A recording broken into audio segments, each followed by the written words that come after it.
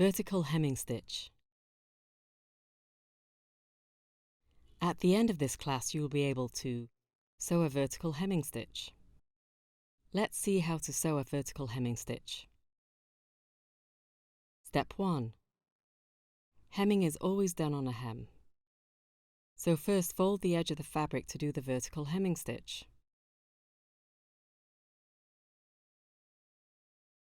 Step 2. Working from right to left, secure the thread with a knot on the inside of the fold.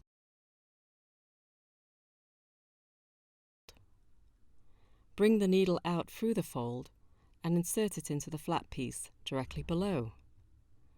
Pick up only 2 or 3 threads. Step 3.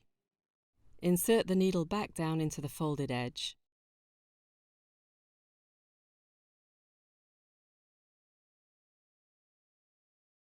No more than 1 to 2 millimeters further along, and pull the needle through to make the first vertical hemming stitch.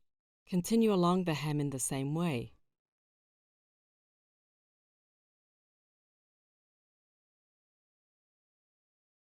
Making sure the stitches are not pulled too tightly, or the fabric will look puckered on the right side.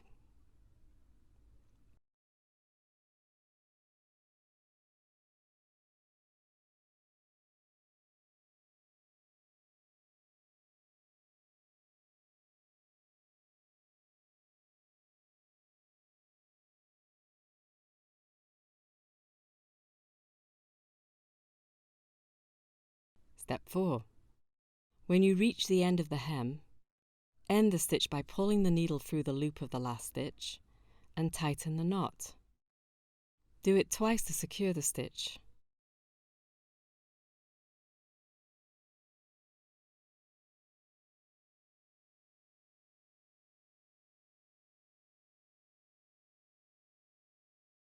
So that's a vertical hemming stitch.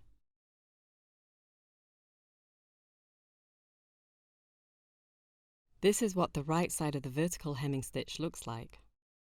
And this is what the wrong side of the vertical hemming stitch looks like.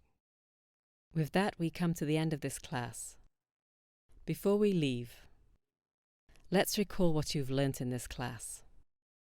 How to sew a vertical hemming stitch. Let's review its basic steps. Step 1. Fold the edge of the fabric as hemming is always done on a hem. Step 2. Working from right to left, secure the thread with a knot on the inside of the fold. Bring the needle out through the fold and insert it into the flat piece, directly below, picking up only 2 or 3 threads. Step 3.